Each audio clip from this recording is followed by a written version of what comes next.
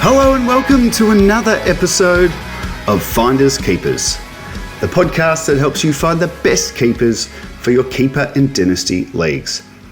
I'm your host Jordox, and round 11 of the AFL season was the last regular 9-game round for 5 weeks. Yep, the mid-season buys are here. And depending on the rules used in your leagues, this could be a very challenging period for your squads. Some leagues don't play through the buys, but with it being 5 weeks, I reckon most would have to play them and just apply some of the great options you can on the Keeper Fantasy platform. And I know all the leagues I'm in, we play best 15 out of 18. So yeah, going to be a tricky period. And hopefully your squads are pretty healthy, because having a bunch of injuries on top of bye players makes for a very tough run. So the footy on the weekend was pretty good again, filled with plenty of surprises and drama. North came from 7 goals down to beat Gold Coast after the siren. The young Tigers upset an injury-riddled Bombers in the Dreamtime at the G in what would be Brad Scott's last game as coach. And GWS went absolute beast mode with the highest scoring third quarter in the game's history, delivering an almighty smackdown on the reigning champs, Brisbane. For me personally, I had a great weekend, but unfortunately, I didn't get to watch a lot of football. I was away up on the Gold Coast for work, which was good fun, but yeah, I was a bit devo to miss some of those crazy moments. The North comeback and goal after the siren in particular, and even the Giants and the Lions. I got on the plane to come back home on Sunday, and I think it was like quarter time, and it was a high-scoring, close game. Then when I landed and saw the final score, I couldn't believe what I was seeing. How on earth did Giants kick that many goals? But 14 goals too in the third quarter. It's just insane. For my fantasy weekend, it was a tough one. I mean, Classic is just so bad. I don't even want to think about Classic, and it just goes from worse to worse. But in my keepers and draft, bit of a mixed bag. Had a really tough loss in Finders Keepers, my home league.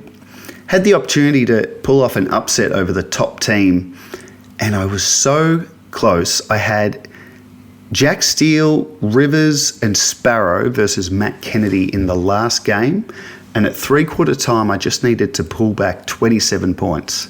So 3 players versus 1, I thought I was going to get there for sure, but I fell 4 agonising points short of a win that would have put me up into the final spots in 4th place. So I remain in 5th, but I'm definitely coming. There was a play late in the game, 5 minutes left. Jack Steele was streaming through the middle of the ground, about to kick it forward, but he got caught with a great tackle and was holding the ball. So instead of +3, it was a -3, and that was the ball game. Fine margins in this beautiful game we love, fantasy. Anyway, onto the podcast. I've got lots to get through today. Apologies, the episode's out a little bit later than usual, but just with travelling and getting back, just didn't quite have the time to get it all in place. And I didn't want to do a rushed podcast. I wanted to spend time, look at the data, because I didn't watch a lot of footy. I wanted to really look at the numbers before I jumped on and gave my thoughts. So I'll start with my waiver picks as usual, looking at who I selected or suggested last week, and then who I like for this week. I'll have a quick look at the new DPP changes that have just dropped for those playing with the industry positions. Then I'll run through all the things I noticed for the round before finishing with a couple of your questions, including a nice trade to analyse. So looking forward to that. Last week's waivers, there weren't many. I really did struggle last week, but let's have a look at how I went. I went 3 for regular leagues and 3 for deep. And for the regular, my number 1 was Shannon Neal, coming off a nice few weeks, and he's always been someone I reckon could be a fantasy prospect. He was at 60% ownership last week, and that's gone up to 69%. And those ownership numbers are for Keeper and Dynasty Leagues on the Keeper platform. He came crashing back down to earth this week with a 42, which is not what you would have wanted if you jumped on. But I wouldn't jump off straight away. Just sit with him. He's really coming good, Neil. And he's a key forward. He's going to have these lower games. But I reckon give him another week, see what he can produce this week. Number 2, I had Leo Lombard from Gold Coast. I just found it interesting his ownership had dropped under 70%. It was at 68%. It stayed at 68%. He scored 55, and my thoughts on him haven't changed. Not someone to rely on field at the moment, but I really like him as a stash for the future, and that forward status just makes him a little bit more appealing to start with. And my third was a real bust, Isaac Cumming. His ownership went from 60% down to 57%. I was optimistic on him because he played a bit off half back, but he did have that hamstring, which unfortunately he didn't get up. So he didn't even play. For the deeper leagues, number 1, I had James Trezise for Richmond.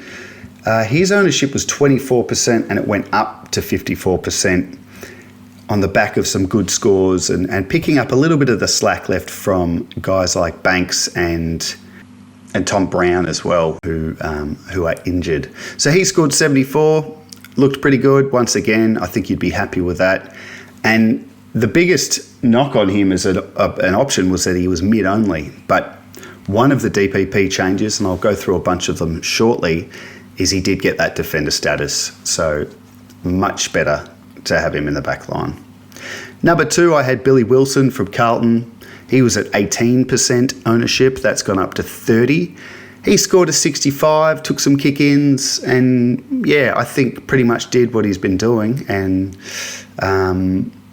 yeah, I reckon you hold him for the time being. It looks like he's got a bit of a role.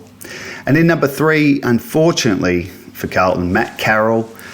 He was at 29% ownership, went up to 37% ownership on the back of his 96 last week. And I did say not to expect, high 90s every week, but I did like the breakout from him. Unfortunately, he got injured in the opening minutes of the game this week and scored a big fat 0.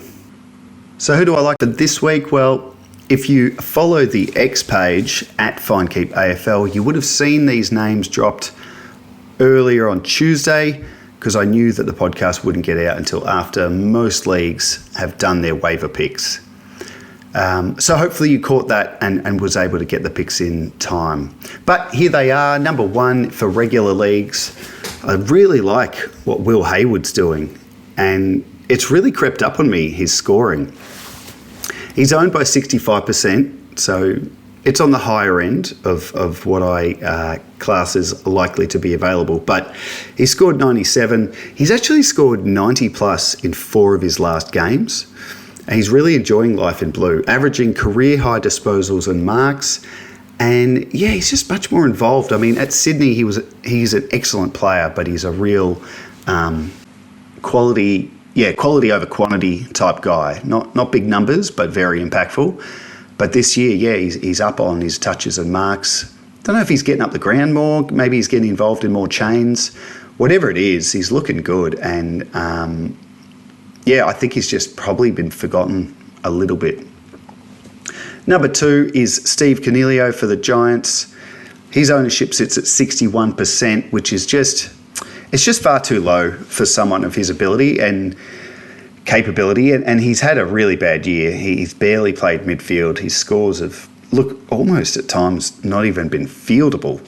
But with the forward status and with a nice 95 on the weekend, thanks to 9 tackles and more time in the middle, he's just the perfect pickup for a contending side. And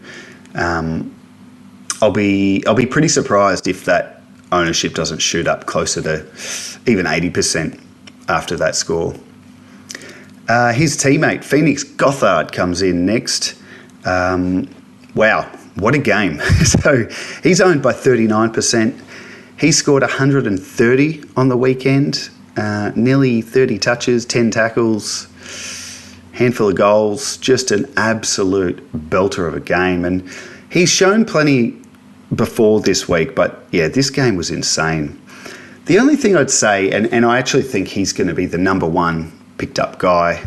I mean, that score is hard to ignore, and he's young and that. But I don't know. Don't grab him, chuck him on field, and think, beauty, I've got a 80 to 90 plus guy every week. He's before the 130, he'd done a lot of scores in the 30s and 40s, and I wouldn't be surprised if he dropped back down. I mean, this was an unusual game, clearly, with GWS absolutely all over it in the numbers and the fantasy points. But I think grab Gothard, go for it. But just remember, he's probably not someone that's going to continue doing this. Grab him, stash him, and enjoy him later. The next is Carl Warner for Freo in the back line, and I can't remember if I've already had him on this waiver segment this year, but I did like what I saw from him at times last year. He's owned by 54%. He scored an 85, and I just think he's starting to put it together. He's averaging 80 in his last 5. And, points in the back line at Freo have been a bit weird. Jordan Clark, Luke Ryan, they're nowhere near what they were. I thought Judd McVie would be a little bit more prolific, but he hasn't been. So maybe Warner's just stepping up and starting to eat into that a bit. And yeah, he's a good player to watch too. I think he's got the blonde hair. Yeah, you'll notice him. And then the last one is Sam Marshall for Brisbane. He's mid-only, been playing on the wing. Just his second game of the year with a 78. He's owned in 51% of leagues, and look, there's every chance he's a scapegoat for their form and his drop this week, but I really love what I saw in his debut last year. I'm expecting him to have a very strong fantasy career, and it's just whether or not it's worth grabbing him now, but I'd be having a crack. And then looking at the deeper leagues, it's a bit trickier this week, just the 3 names, but I reckon they're good ones. The first one is Rory Lobb for the Bulldogs.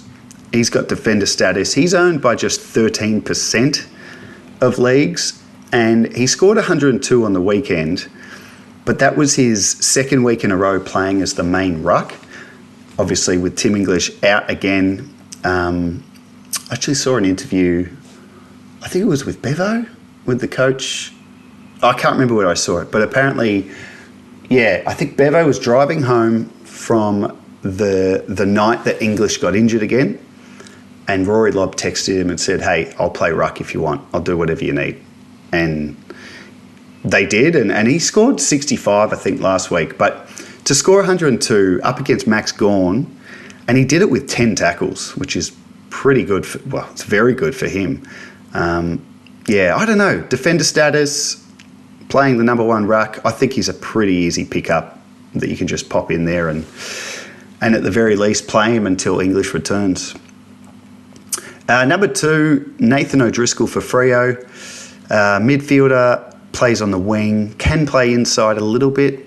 44% ownership, scored 93 on the weekend, and he's always kind of teased a fantasy game, but I think he just needs a little bit more midfield time away from the wing, so more time on the inside, and he got a little bit of that this week, and the score was good. So if it continues, I think he could be a pretty good pickup. And then the last one is Ben Miller for Richmond. Defender, 27% ownership, scored 76 on the weekend, and he's actually had a few good weeks in a row now. He's playing a very friendly role in the back line, taking plenty of marks, taking some kick-ins.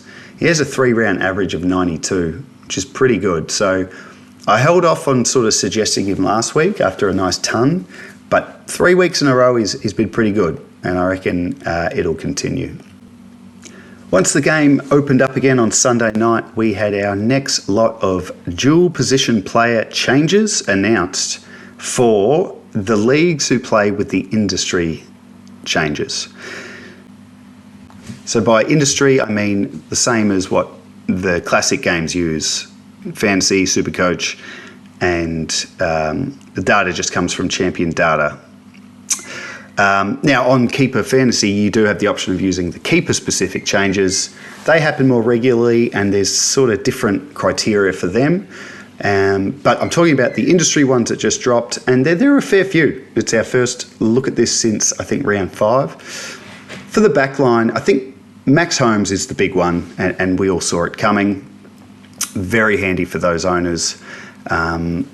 Nothing really else too noteworthy in the back line. For the midfield, some handy sort of extra flexibility has now been offered for guys like Brent Daniels, Max Hall, Ollie Hollands. They've all added midfield.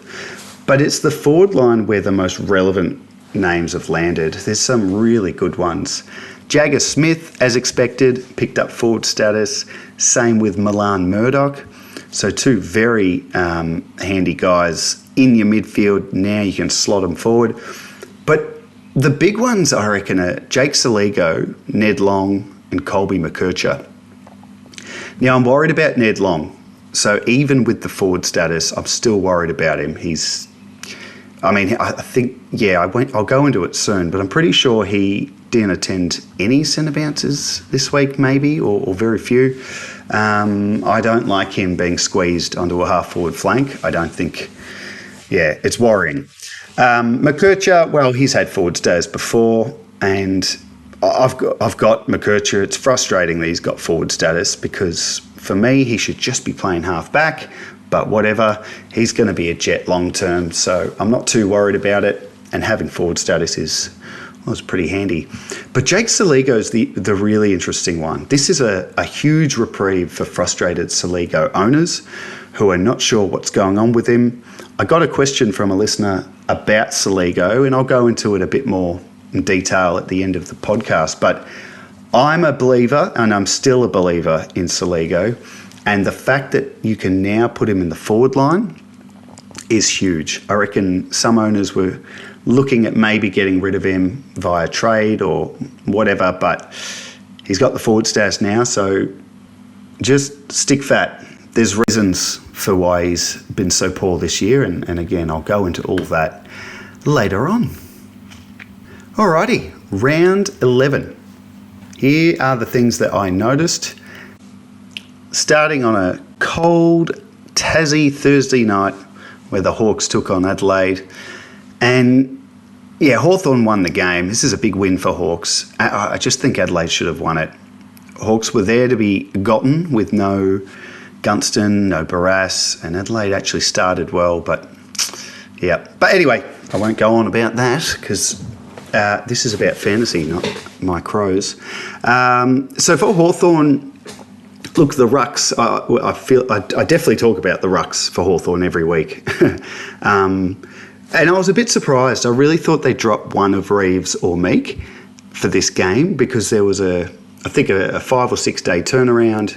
It was always going to be a bit wet.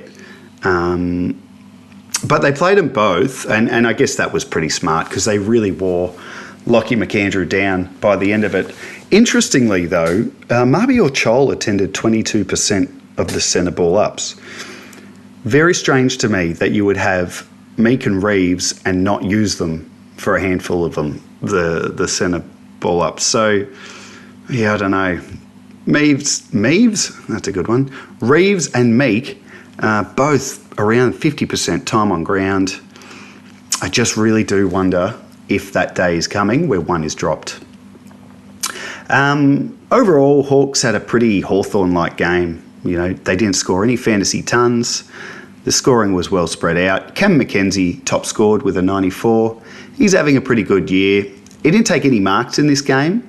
And I think once he starts adding marks and sort of ticking off all of the stat boxes, he's going to be a more consistent and a good scorer. He's coming along nicely, I reckon.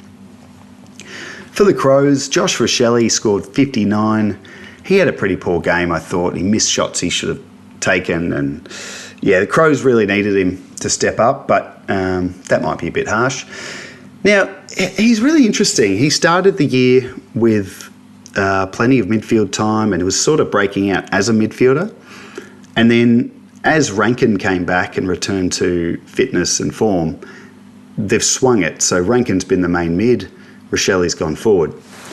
And I'm all right with that. To me, that makes sense. But what doesn't make sense is in this game, when Isaac Rankin went down with a calf injury, there was no midfield time for Rochelle. He didn't attend a single centre ball up.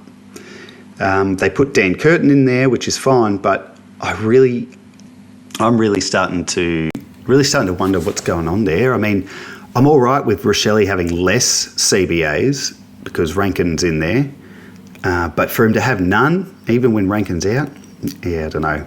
Crows have the bye this week. Surely they rejig a few things and play Geelong when they're back. And Rochelle had probably a career game last time out against Geelong, playing in the midfield. So see if they make that move. Quick one on Sam Berry. Love this guy. Another decent score, 105. Deserves some credit, this guy. This is a third ton of the year for him. He's gone 85 plus in 7 of the 11 games, and I think he's surprised a few. And as a long-time Berry truther, I'm really happy with what I'm seeing from him. On Friday night, we had the Dreamtime at the G. Always a fantastic event and a good game. And Richmond... it was a big moment for the Tigers. A really good win for them. Patrick Rechko put up a 106 with a big game on the wing, 27 touches and 8 marks. Did a few weeks ago, didn't he? Another big game. So he's coming along very nicely.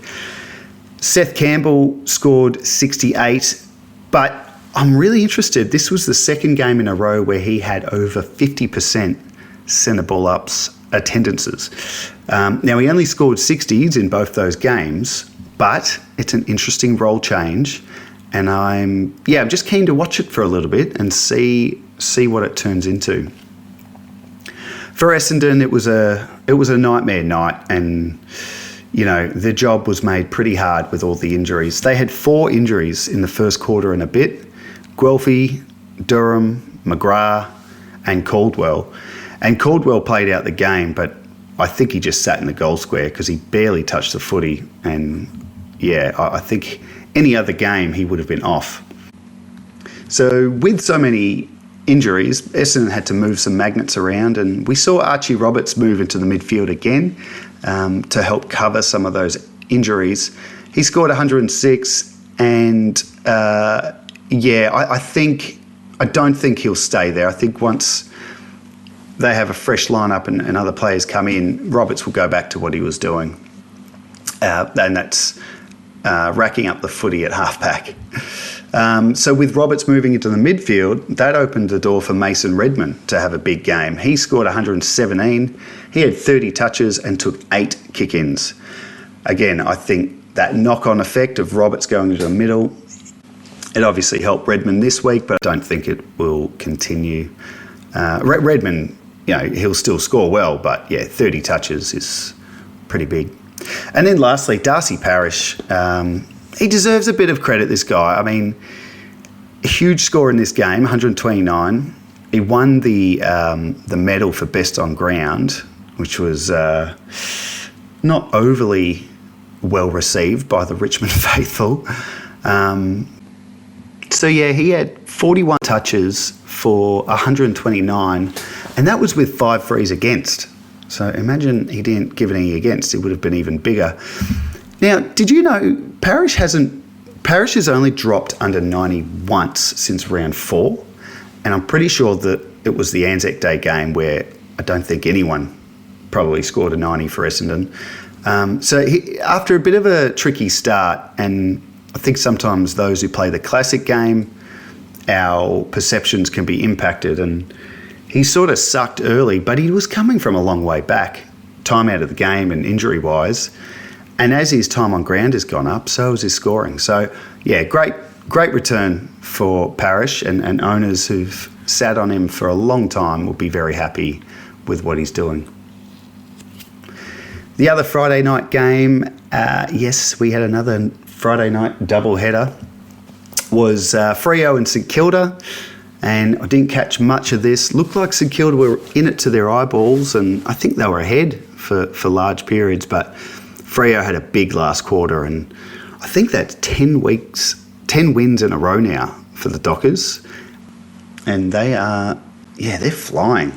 Hayden Young's out, just for a change. But then Caleb Sarong was out on the weekend as well. So I guess I was curious to see who gets the CBA bump for the Dockers. And Matt Johnson was the one. He was up to 80% this week, and he was up a little bit last week too. But 80% CBAs this week. He had 20 touches, but only 4 kicks, scored 62. And yeah, I think you'd be wanting more from him. But we'll see what they do this week. We'll see if Young's back. Shea Bolton scored 83, but I reckon this was one of the most disappointing 83s you would ever see. He saved his score with a huge 46-point last quarter, which really did help Freo win the game. So absolutely not knocking him as a player. He's a gun, but just fantasy-wise, he's been playing midfield all year. He just doesn't take enough marks or lay enough tackles for a midfielder. And that's what's hurting his scoring. So he got going in the last quarter this week, but yeah, it's very frustrating. Carl Warner, 85, building nicely. Mentioned him in my waivers, averaging 80 in his last 5. Very nice. For the Saints, Sam Flanders, the halfbacker again. Back-to-back tons for him with a 117 and another week of just pure halfback. It's beautiful. It's such a great thing because I brought Flanders in a trade a few weeks ago, obviously knowing the forward status would be for this year only. I guess the concern was next year he's a mid only and maybe he's just a 90s guy. We're not quite sure. But if he is playing at half back and picks up defender status, makes him a fantastic option again next year. Max Hall. This is now 3 weeks in a row where he's attended over 50% of the set ball ups, and it was up at 80% this week. And he scores in that period 98, 114, 96, which is fantastic. He's just a gun, this guy. But I guess the question is, so you got Flanders to half back and Max Hall to the midfield. Do either of these roles change when Wanganeen Miller returns, which I don't know when that is, but he's missed 3 now and it was going to be 3. So hopefully for those who have Naz, he's back this week. But will that push Hall out? Or maybe after a few weeks out of the game, they'll play Wanganeen Miller more at half back. Does that push Flanders back into the middle? Will be an interesting watch. But if you're a coach who owns Flanders or Hall, you'll be hoping nothing changes because this is looking good. On to Saturday and North Melbourne versus Gold Coast at Marvel. And yeah, what a great moment for the Roos fans. Stoked for them. I mean, they were starting to look on the up this year, and then the Crows handed them a big reality check. And yeah, it would have been a disappointing week, but to come from 7 goals down and win it against, what we're expecting to be a top 4 contending side in the Suns, and to do it after the siren too is always great theatre. It was a good result for them. Now, something very interesting has happened this week and a little bit last week that I missed. Tristan Cherry scored 100, and that's what he does. In the second half, though, when North were down by a lot, they did some changes. And in the second half, Cherry only attended 4 out of a possible 16 centre ball ups. And in that second half, the Roos kicked 11 goals to 4 and came from the clouds to win it. So who was in there? Trembath had 10 CBAs and Dawson had 2. Now, this happened a little bit last week for a period where Trembath, I think, or maybe it was Dawson, one of the two took a few more than normal. But to see it happen again and to see it work so well for them, it's a bit of a concern, I think, for Cherry owners. Now, the good news is, with respect, I don't think Dawson's a ruckman. I think they've used him there. I don't think that'll last. Trembath is interesting because he's a forward who can pinch hit in the ruck. And I wonder if they've brought him up to the ruck to try and get him in a bit more involved. He's been a bit quieter the last few weeks. I don't know. Really interesting to see that with Cherry, and kind of ironic because I traded him in my keeper a few weeks ago as part of a deal for Max Gawn. And as soon as I'd made that trade, Max Heath came in for Melbourne, and Gawn's been playing forward, and it's been pretty frustrating for my mate who got him. But now here we are. It's like, is it happening to Cherry as well? So 49% CBAs was Cherry's lowest since 2023. Yeah. Anyway, we'll watch this week, see what happens. Finn O'Sullivan, congratulations, a first fantasy ton. 115 from 26 touches, 9 marks, 6 tackles, and I'm loving this guy. He is having a great year. I reckon he had a 4 or 5 week run where he was scoring in the mid-70s consistently. Now he's added a few more things to his game and he gets his first ton. I think he's coming along really nicely for a second year. And Paul Curtis continues to, just keeps getting it done. 77 in this game. He's actually scored 77 or above in 6 of his last 7, which is super impressive. And he's kicked a goal in every game he's played. So he's definitely on the up. For Gold Coast, not a lot to mention. Disappointing result for them to lose on the road. And yeah, they've got a bit to work out. John Noble just caught my eye with the first quarter. He scored 2 points to quarter time. Finished with a 69, so he was okay in the other 3. But I think looking at some of the heat maps and reading about the game, he played a bit more on the wing than usual, which I found that surprising. He's been dominating at half back. Not sure why he would be pushed up, but might have just been matchups on the day. Geelong and Sydney down at the Cattery saw the Cats with what looked like a pretty comfortable win, really. They are flying and are probably with Freo as the informed sides at the moment. Lawson Humphreys, what a great game from him. A career high 124 thanks to 33 touches and 9 marks. And he's been an interesting watch. I think there were real high hopes on him this year. And coaches may have been a little underwhelmed at times. But no, I think he's building very nicely, and it's just good to see him put up a big score like this to show that he's got this in him, and he's one that's just going to continue to improve and be a jet for the future, I reckon. Max Holmes scored 110, and as I mentioned, he's now got the defender status. But it was interesting because this game he actually played more midfield time with Warple still out and Tanner Bruner late out. And as a result, it was his highest score since round 3. So it's interesting. Where is his best spot? And this is 2 questions. One is for Geelong, and then the other is for fantasy scoring. Where is his best spot? I love him as a midfielder. I was really surprised to see he'd gone back to halfback. I think he's probably better suited for fantasy at halfback, but I think Geelong will get the best out of him playing him in the guts, but we'll see what they do. And yeah, it just depends on which midfielders come back, if any, for the Cats. Brian Myers returned from his weird ACL injury, and I call it a weird ACL because from what I can understand, he has done his ACL, but he's choosing not to have surgery because he can still play on it. I don't know. I'm clearly missing a bit of info there, but it is a bit unusual.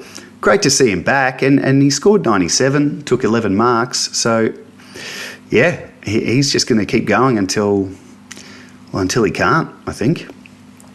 For the Swans, Chad Warner just continues to be that disappointing fantasy guy. I mean, he played forward a bit and midfield, just managed the 11 touches for a 60, and it's just, he's at a point, if you've got him in a keeper, he's just at the point where he just can't be dropping 60s anymore. He needs to be, I think we all know he's not going to be a top scorer. He's going to be more of an impact guy, but He's got to get these 60s out of his game for him to be what we thought he was going to be, because he's obviously a fantastic player in the real stuff, and having forward status helps, but yeah, if I was an owner, I'd be getting pretty frustrated. Now, Jake Lloyd scored a 102, and he's got the forward status. He's been playing on the wing, sort of half forward. He didn't really do that this week. He was on the wing, but his heat map suggested he spent a lot of time behind the ball, even took a kick in. And Riley Bice also had a big one with 34 touches. He scored 104. So I'm thinking maybe there was a bit of attention put into Nick Blakey, who was a little bit quieter. But just very interesting. If Jake Lloyd ends up behind the ball again, wow.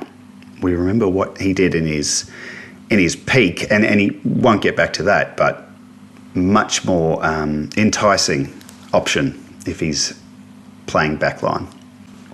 On to Collingwood and West Coast, and there was a big build-up to this game. Obviously a huge milestone achieved. Obviously I'm talking about Harley Reid playing his 50th game. A fantastic effort, and I don't think there was anything bigger on the day. Obviously, I'm being silly. Scott Pendlebury broke the record for most games ever played. A fantastic record. And I think there's been a lot said about the build-up and the celebrations, and I'm not going to go into any of that. I think the most important takeaway that we all just need to remember, not only has he now broken the record for the most games, he's just been doing it at such a consistently high level throughout. I think that's the thing that stands out to me about this achievement. And Brent Harvey was pretty similar. He could have even gone on another year. He was playing good footy. But Pendles has just been an absolute superstar for so long. And to get to the record and not crawl there, he's actually got there by just continuing to play really good footy. So yeah, congrats to Pendles. And Collingwood got the win, which was great. West Coast, they had a crack though to ruin the party and just fell short. Josh Dacos scored 73. He was well held early by Milan Murdoch, who did a number on Whitfield last week, and then he strangled Dacos this week. And they moved Dacos into the midfield in the last quarter to try and get him involved. Poor old Dan Houston had a stinker. Second poor score in a row with a 43. And I thought he'd go well with Dacos being tagged. I thought Murdoch would go to one of Dacos or Houston. One would struggle, the other would get off the chain, but Houston just didn't get near it. And the poor guy, it was his 200th game, and I'm sure not many even knew that because of all the fanfare around Pendles. Ned Long scored 49. I spoke about him in the DPP changes because he's just picked up forward status, which is handy, but it's kind of ugly because he's almost been just exclusively forward in the last few weeks, and yeah, his scoring has dropped, and yeah, I'm pretty worried about him as a prospect, and I think owners are going to need him back in the midfield pretty much as soon as possible. Darcy Cameron scored 124 thanks to 28 touches, if you don't mind. Back to his best, and you know, obviously a real shame that Steen is out with his injury, but for those coaches of Darcy Cameron, it's handy because he's back, and this is the sort of scoring you can expect from him moving forward. Maybe not every week a 120, but he's much better than what he's been putting out.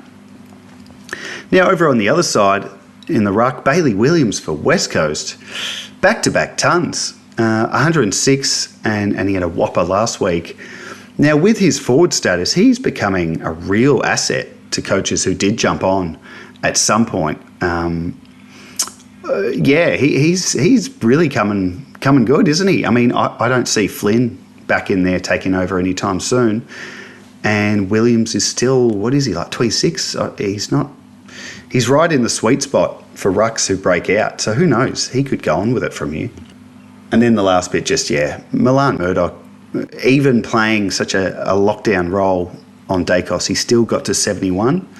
And then, interesting, in the last quarter, he got to run with the record breaker, Pendlebury, because Dacos went to the mids and Pendlebury went to half back. So nice little moment for Murdoch, who's really having a good start to his career, and he got to run around with the record breaker on the day.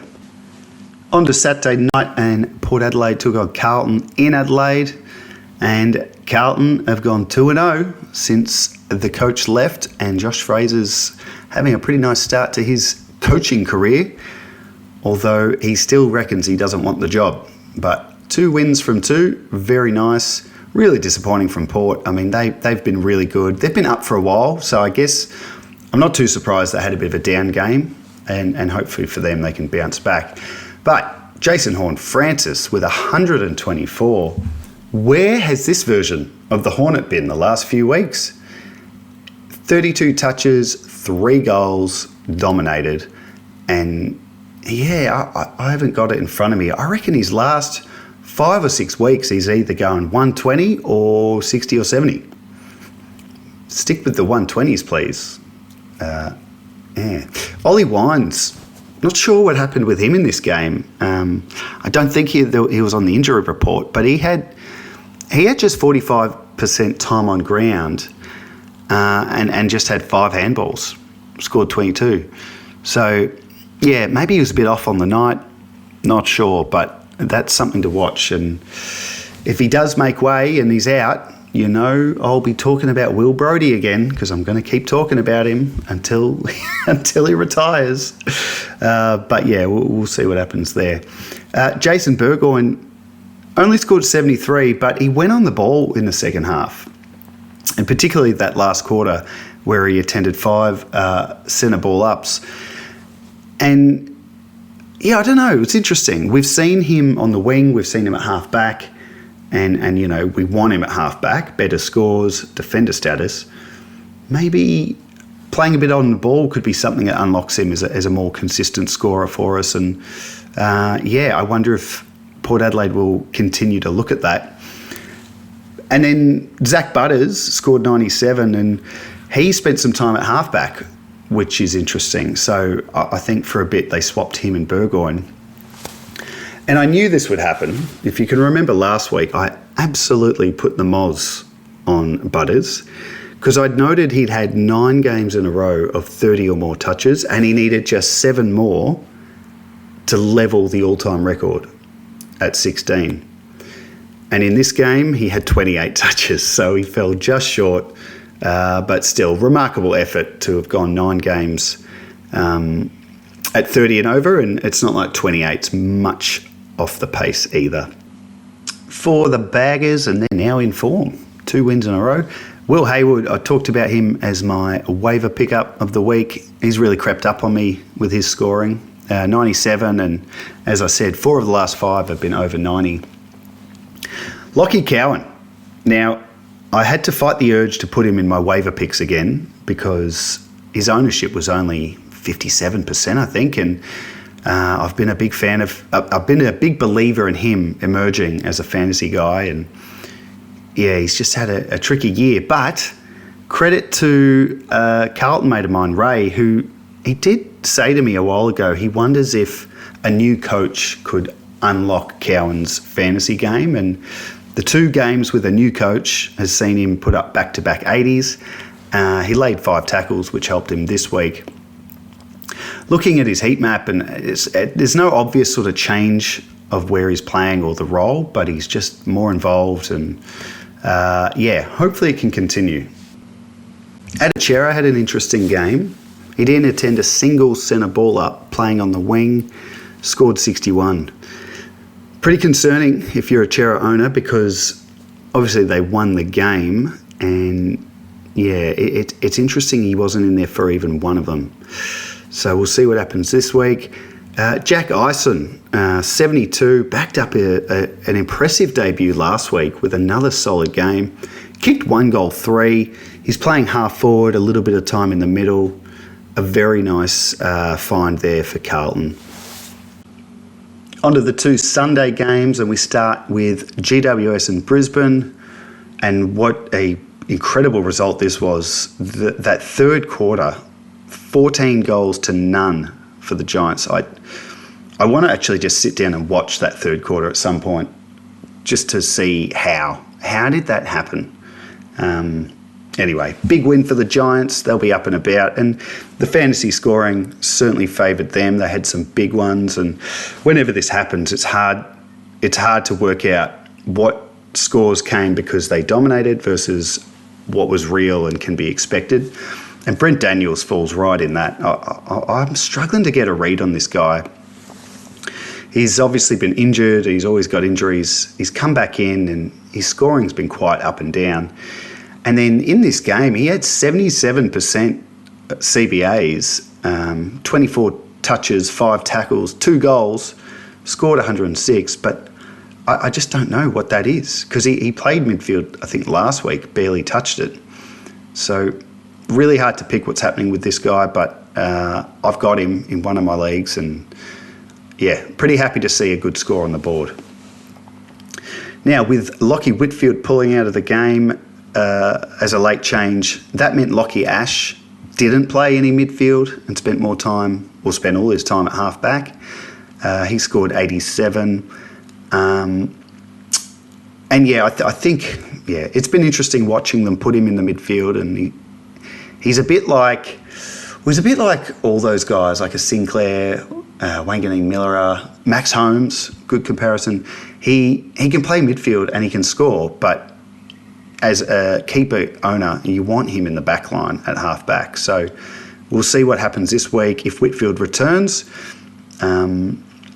But yeah, Daniels had more time in the middle. Cornelio had more time in the middle with Ash out of there. So yeah, interesting knock-on effect just having Whitfield out. Phoenix Gothard scored a 130. Talked about him in the waivers as well. A 58-point third quarter in that giant blitz helped him to a whopper score. 29 touches, 10 tackles, 2 goals. But as I sort of mentioned earlier, he hasn't scored much over 40 since round 6. And then he does this. So I'd say the more expected scores will be closer to the 40s than the 130s. But what a great game and certainly a guy to have for the future. And the last one, Clayton Oliver. I talked about him a bit last week, that he's been a little bit underrated in what he's doing at the Giants, and he's put up another big one, 37 touches, but this time kicking it a lot more, not so many handballs. He's still handballing more than he kicks, but it was a better split this week, and that's why the score was better, 126. He's in fantastic form, and I don't want to say he's back, but this is the best he's looked in a very long time, and yeah, it's good to see. Good to see him playing well again. For Brisbane, yeah, pretty dirty day. Not a lot of good scores or anything to get too excited about. Bit disappointed in Sam Draper. He had a couple of better weeks scoring in the 70s leading into this game, but no marks and no tackles. Scored a 53, and that's playing as the main ruck. He was preferred only slightly over Darcy Fort. And then finishing the round with a cracking game, the Doggies and the D's. And the Doggies just prevailed in a thriller, in a really important win for them. Disappointing for Melbourne, because that would have been big for them as well. But a tight win for the Dogs. Rory Lobb, I spoke about him earlier in the waivers. Just second week in a row as the main ruck, 10 tackles, and scored a ton against Max Gawn. That's pretty impressive. Adam Treloar was back. Great to see him back. Only played 59% time on ground, didn't play any midfield, scored 47. So just eased him back into it. Hopefully he can get a bit more midfield time, and otherwise he's quite similar to Cornelio, I think, in that forward role, and yeah, will be interesting to see because Doggy's midfield is just putting along nicely. You've got obviously Bont doing his thing. Ed Richards is looking fantastic. He had over 30 touches, kicked 3 goals. But Riley Sanders, he just keeps doing it. And I spoke about him last week. And man, I wish I had a piece of this guy somewhere.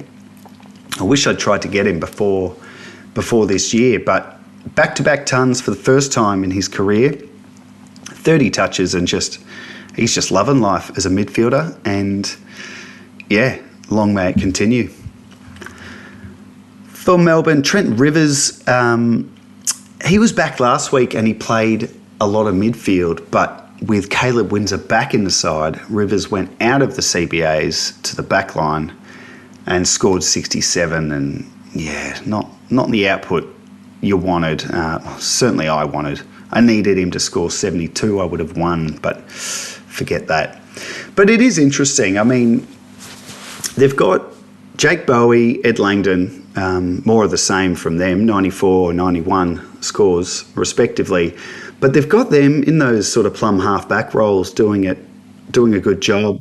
So Rivers going back means maybe he's been a little bit more, not lockdown, but just not as freewheeling. And I question it because I'm biased and I own Rivers, but Windsor did return and he was straight back into the midfield. Just the 13 touches in a very quiet showing. So, don't know, maybe they mix it up a bit more next week and we see Rivers on the ball again. And that's it for round 11. Another big round with, lots going on, lots of role changes, lots to keep an eye on. And we are at just about the halfway point. We have the AFL mid-season draft, which when you're listening to this may have already happened because that's happening Tuesday night. So that's cool. We'll see some more players roll into the game. And I'm playing in a new Dynasty League this year with no waivers. So we have our mid-season draft coming up this week. And I'm so excited. I've never done one before. And I love it. Like, it's a pretty deep league. And I looked at the draft pool, the free agent pool earlier in the year and thought there's nothing really I'm excited about. But having a look at it now as we approach the draft, there's a lot of names sitting there. Milan Murdoch is a big one. Bailey Williams with that forward status, what he's been doing. Jai Sarong's there. Phoenix Gothard's there. It's going to be good fun. I've got pick 5 and I've got to work out who I'm going to delist and how many spots to make room for. And it's a very fun way to play the game. I've never done it before, so I'm looking forward to it very much. Alrighty, nearly at the end of the episode. I'll jump into a couple of questions from the listeners and then I'll wrap it up. But before I do, just a reminder, if you're enjoying Finders Keepers, please make sure you've liked and subscribed wherever you're listening and leave a 5-star review if you feel so inclined. Make sure you're following the X page at FindKeepAFL to stay across everything that's happening with the podcast and send through any questions, thoughts you've got on keeper leagues, dynasty leagues, draft leagues, anything footy. Send it in and I'll read it out on the podcast. Also, as someone's done this week, any trades you've pulled off in your leagues or any big trades have gone down, they're a bit controversial, any trade offers you're considering, anything, send it through and I'll read it on the podcast and give you my thoughts. So, on that note, I've got a couple here. First question is from @Max101119. So Max says, interested on your thoughts on your boy Saligo. So I talked about him in the DPP segment at the start with that forward status and how that's going to be such a reprieve for owners of Saligo who are getting frustrated. So I'm holding firm on my belief that Saligo is going to be a very good midfielder for the Crows and will be a 90 guy at least in fantasy at some point. Now, his season has been very underwhelming and disappointing for a number of reasons. In the pre-season, he had a medical situation with his heart, which is resolved, but it certainly had an impact on his fitness and maybe even confidence in his body and his ability maybe. And then he had an injury as well to start the season. So he came in very underdone, and so did a lot of the Crows midfielders. So no surprise that Adelaide's midfield has been quite poor in the earlier parts of the season. And Adelaide persevered with Saligo in the middle, even though he was underdone. And I think mostly because there were just so many other injuries that they just thought, we'll just keep playing him until he gets there. And then they made the call to drop him or rest him. And I actually think maybe they should have done that for a few weeks, not just the one, because he had a huge game in the Sandful, 40-odd touches, and they brought him straight back in. I reckon they should have just given him a few weeks of dominating Sandful, then bring him back. Because they did bring him back, and he was very underwhelming again, so now they're sort of playing him off half forward to sort of ease him into it again. So they're my thoughts on his season so far. What do I think happens next? I think this year is a write-off if you're sort of banking on him breaking out and being a star this year. I think he's going backwards. This will be the first season in his career where his fantasy average has actually gone backwards. But I have very high hopes for next year, especially if he holds forward status in 2027. That would be huge.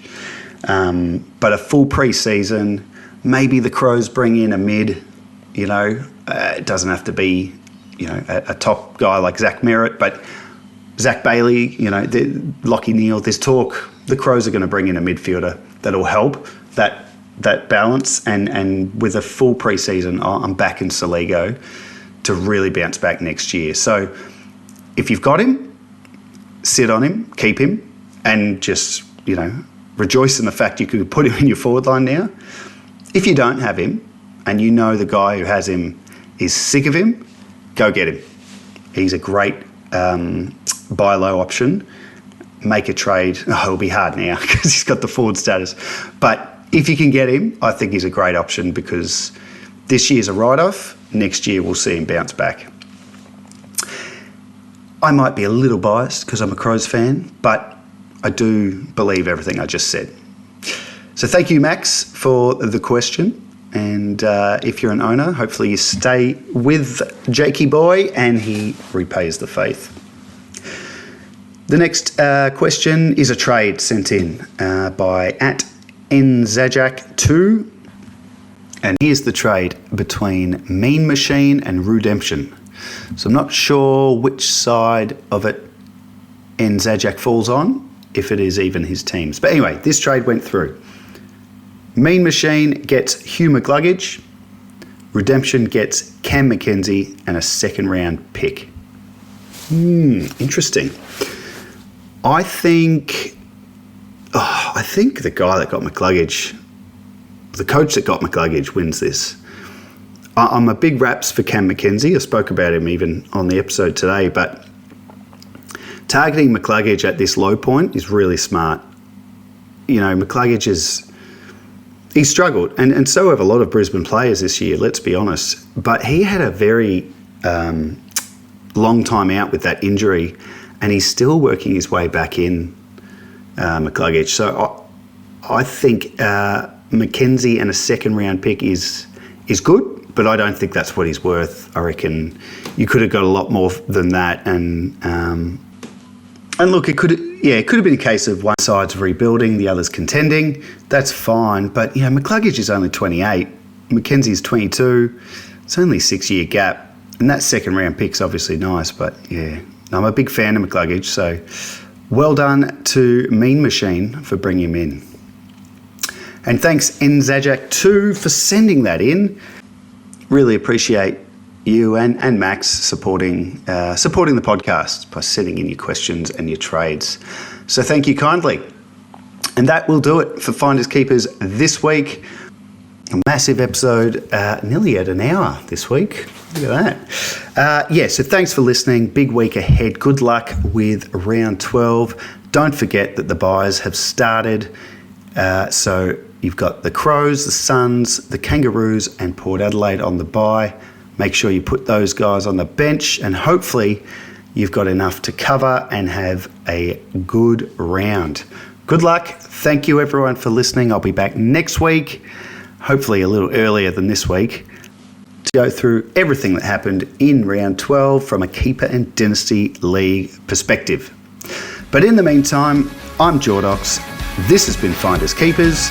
And until next time, keep on keeping on.